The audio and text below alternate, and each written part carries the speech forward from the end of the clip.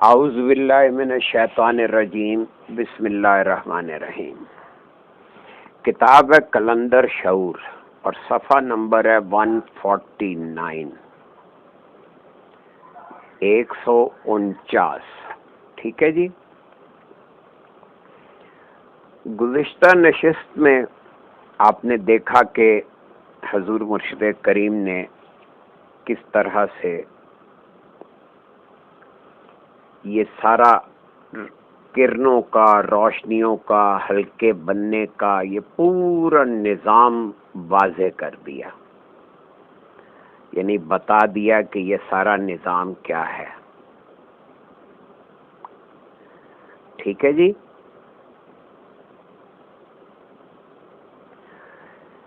اس نظام کو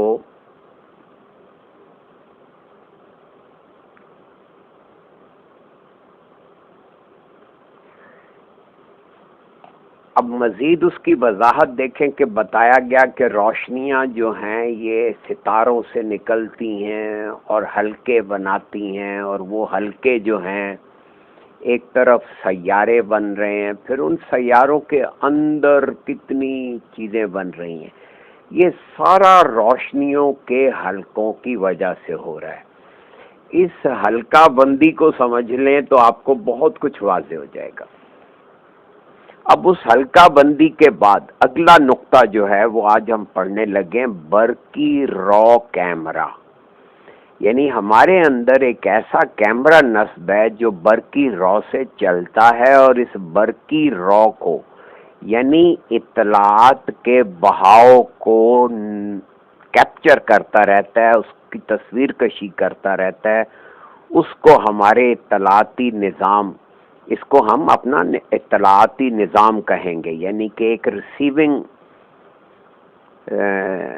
اپریٹس لگا ہوا ہے ہمارے اندر۔ حضور فرما رہے ہیں کہ دماغ میں کھربوں خانے ہوتے ہیں۔ ایک دماغ میں، دماغ یعنی مادی جو برین ہے، اس میں کھربوں خانے ہوتے ہیں، اربوں نہیں، کھربوں۔ ایک کھرب میں 1 ارب ہوتا ہے، اور 1 ارب میں 100 کروڑ ہوتے ہیں۔ 1 ارب میں 100، 1 کھرب میں 100 ارب، اور پھر 1 ارب میں 100 کروڑ۔ باقی اندازہ کر لیجئے تعداد کتنی ہے۔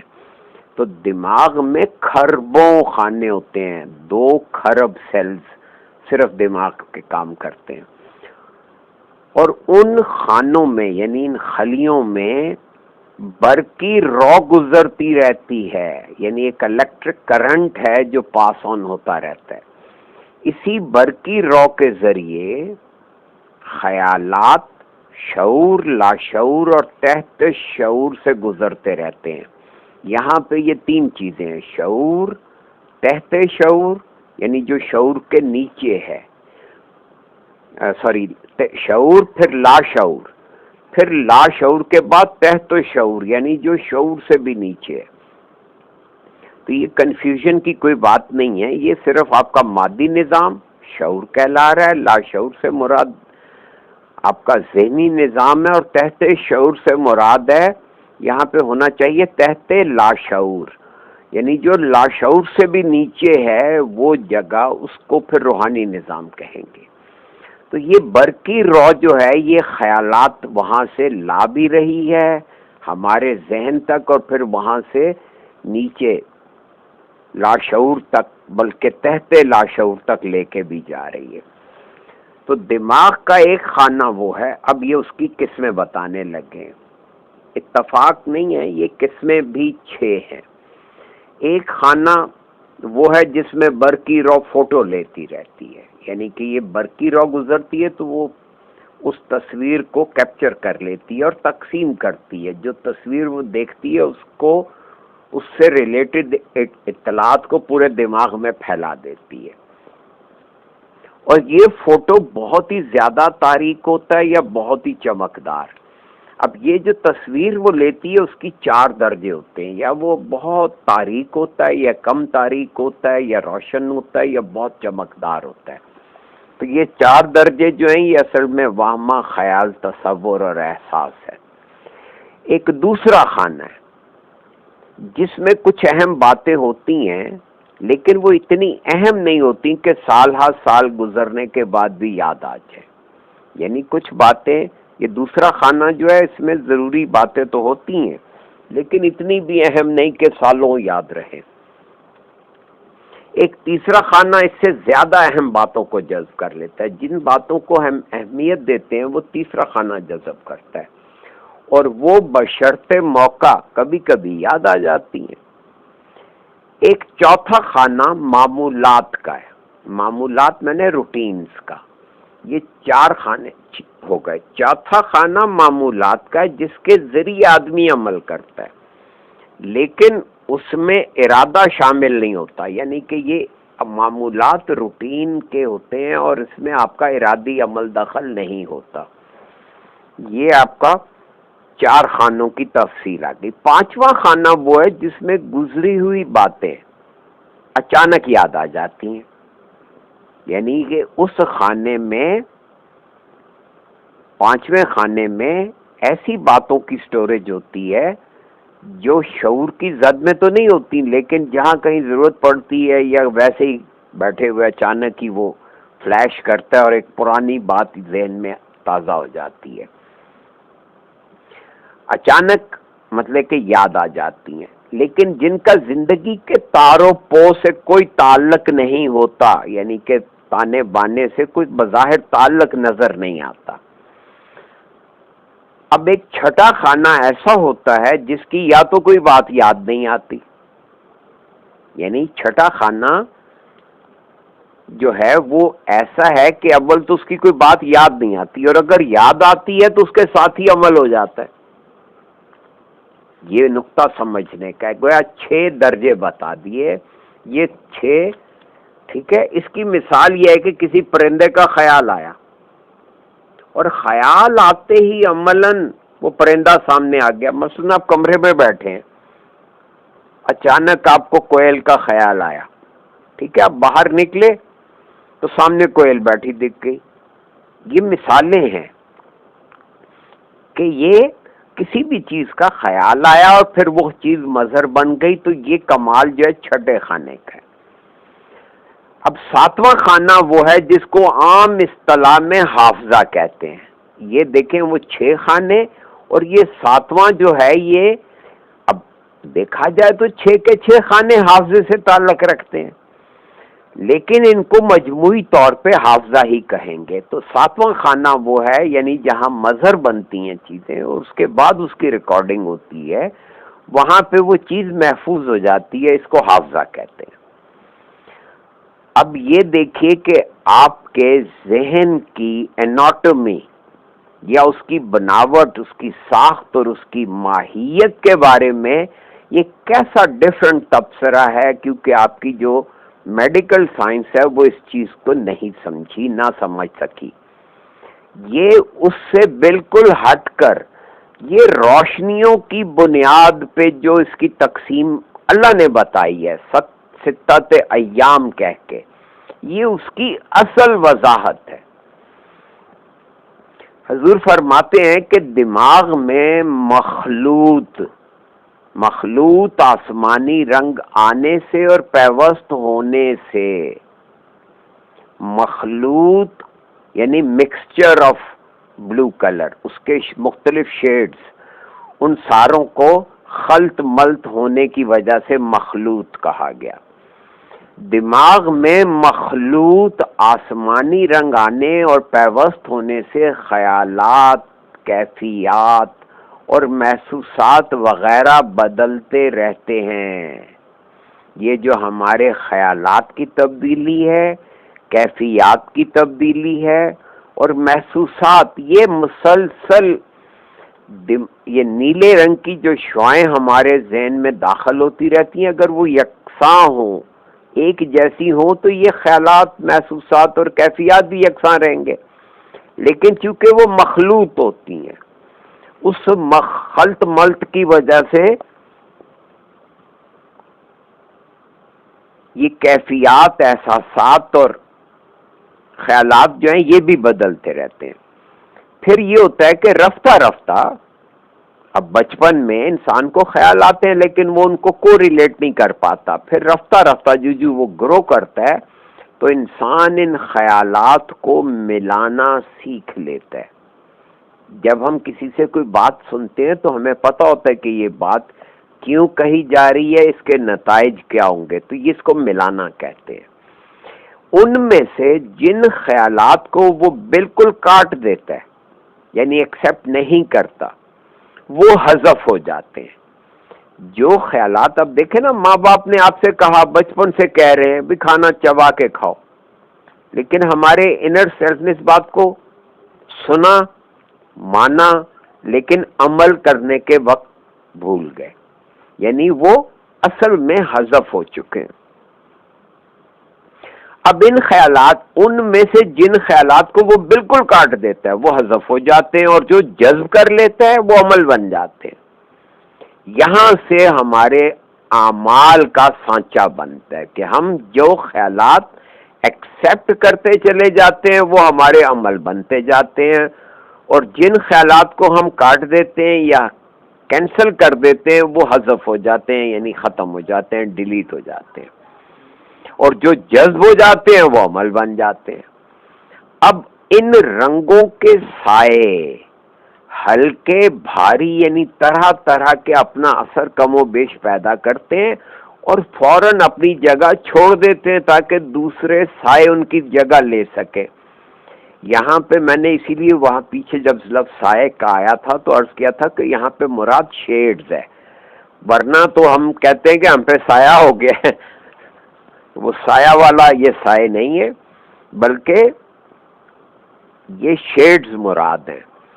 تو کیا ہوتا ہے کہ یہ رنگوں کے جو شیڈز ہوتے ہیں وہ ہلکے ہوتے ہیں یا بھاری ہوتے ہیں, یعنی طرح طرح کے, تو اپنا وہ اثر بھی اپنی ہلکے پن یا بھاری پن کی طرح پیدا کرتے ہیں, جو اثر بھاری ہوتا ہے یا کم و بیش ہوتا ہے یا ہلکا ہوتا ہے. ٹھیک ہے, اور ساتھ ہی وہ اثر پیدا کر کے دیکھیں تو غور کریں کہ وہ جگہ چھوڑ دیتے ہیں, یعنی کہ وہ اثر دیر پا نہیں ہوتا, پرماننٹ نہیں ہوتا.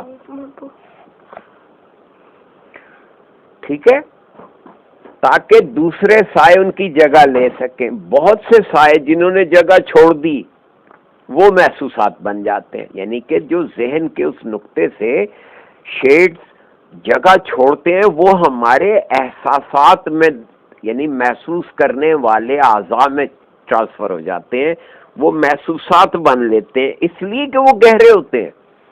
یعنی جو سائے گہرے ہوتے ہیں وہ ہمارا احساس بن جاتے ہیں. اب غور کریں کہ کس درجہ باریک بینی سے اور گہرائی سے کتنے آسان الفاظ میں ساری بات سمجھا دی.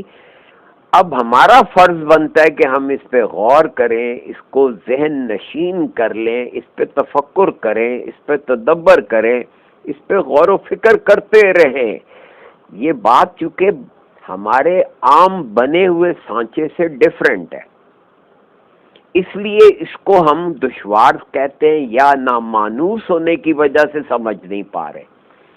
جب آپ اس کی تکرار کریں گے تو رفتہ رفتہ ذہن اس سے مانوس ہوتا چلا جائے گا اور یہ باتیں آپ کی فہم میں ادراک بنتی چلی جائیں گی. اگلا ٹاپک ہے اعصابی نظام. اب دیکھیے یہ سایوں کا, روشنیوں کا یہ سارا تذکرہ, اس سے پہلے سانس کا ذکر, یہ ساری باتیں منطقی انجام کی طرف لے جاتے ہوئے حضور مرشد کریم بتا رہے ہیں کہ ساری چیزوں کا اعصابی نظام سے کیا تعلق ہے.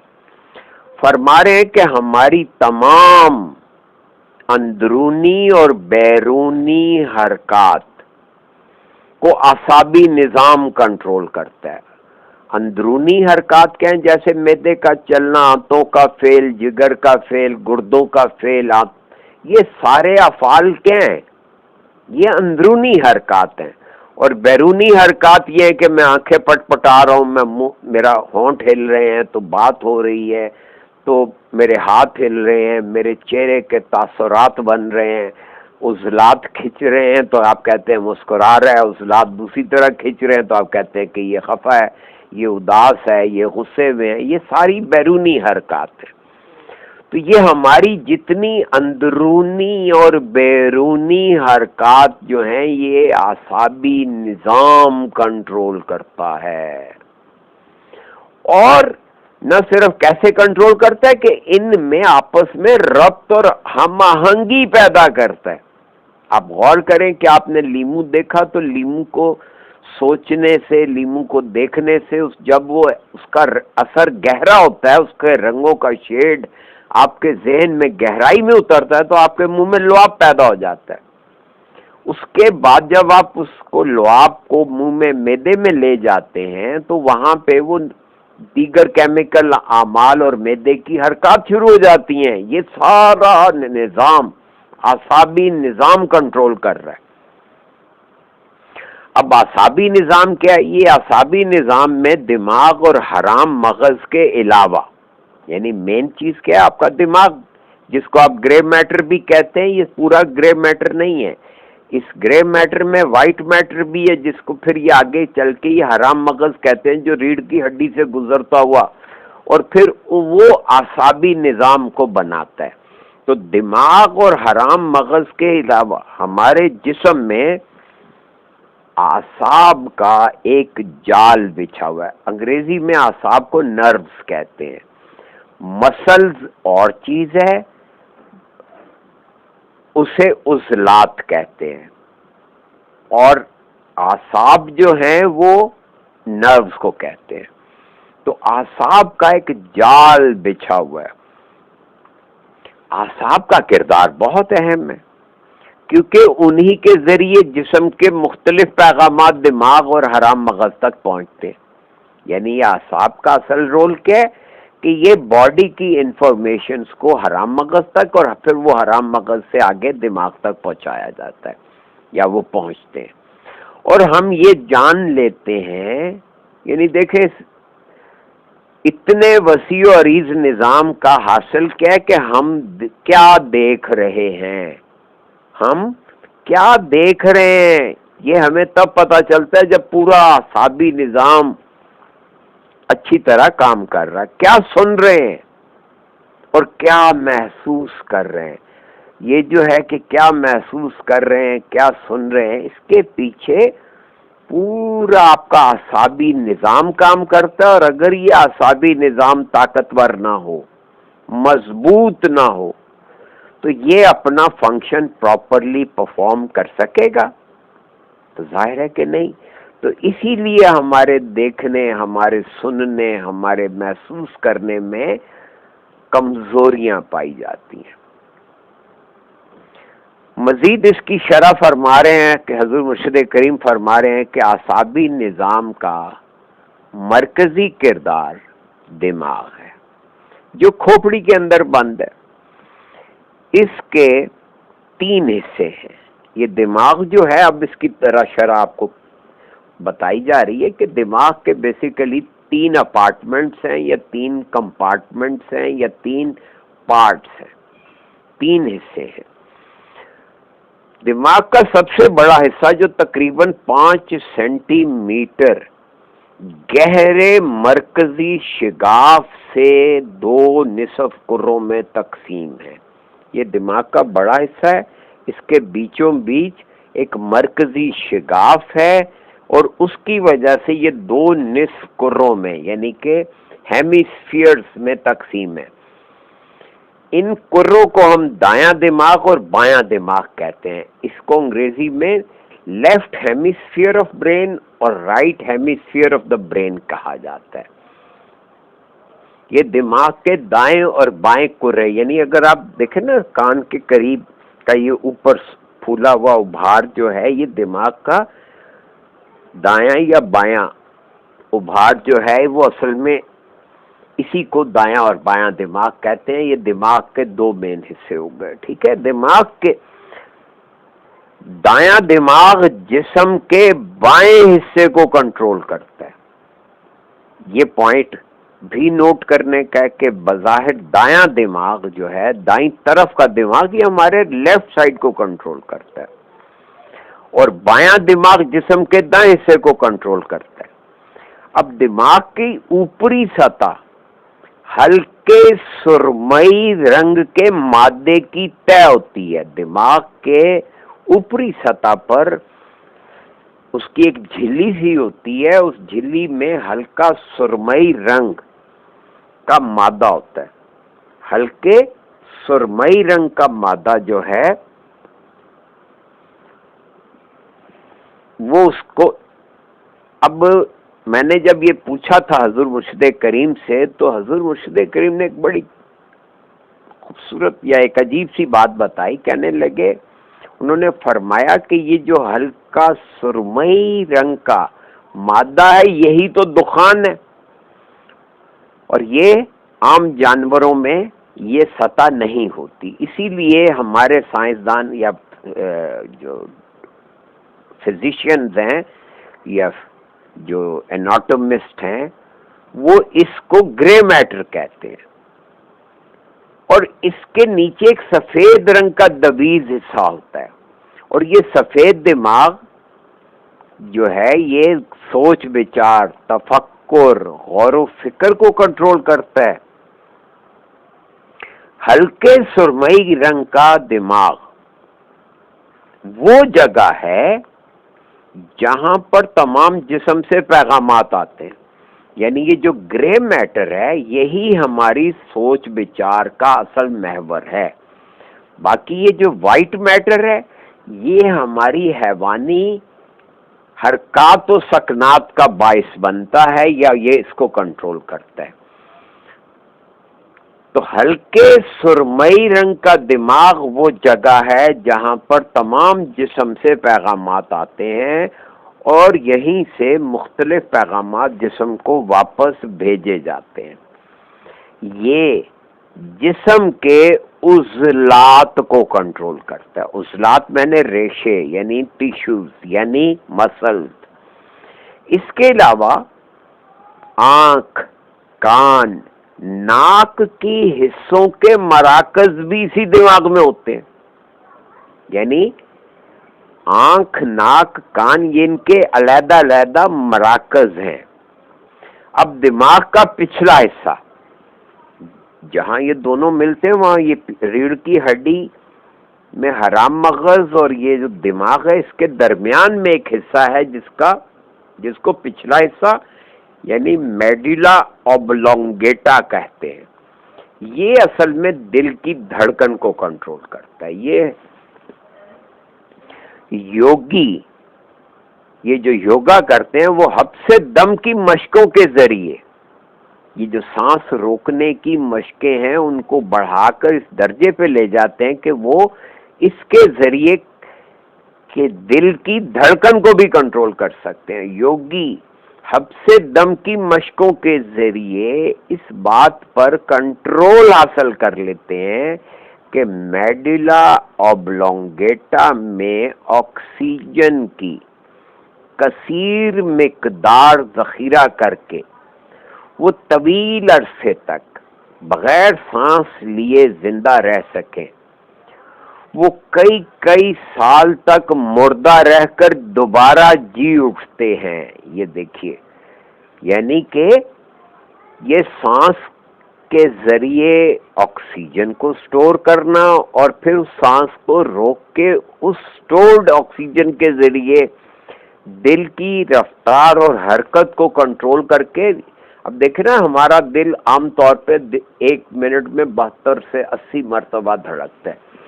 اگر اس رفتار کو کنٹرول کر کے وہ 1 یا 2 دھڑکن پر منٹ کر دی جائے تو اندازہ کریں خون کا بہاؤ چلتا تو رہے گا اور آکسیجن کم سے کم خرچ ہوتی رہے گی، لیکن وہ زندگی کی اس کی ڈیوریشن بڑھ جائے گی اگرچہ وہ شعور میں نہیں ہوگا.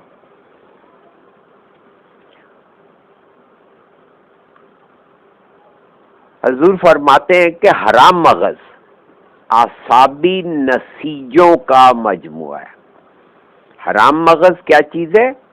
یہ نروس ٹیشوز کا مجموعہ ہے، نرو ٹیشوز کا، جو کہ ایک لمبی ڈوری کی شکل میں یعنی حرام مغز جو ہے یہ ایک لمبی ڈوری کی شکل میں ریڑھ کی ہڈی کے سوراخ میں واقع ہے. یہ دماغ اور جسم کے درمیان ربط قائم کرتا ہے اور جسم کو تمام پیغامات کی تقسیم حرام مغز کے ذریعے ہوتی ہے۔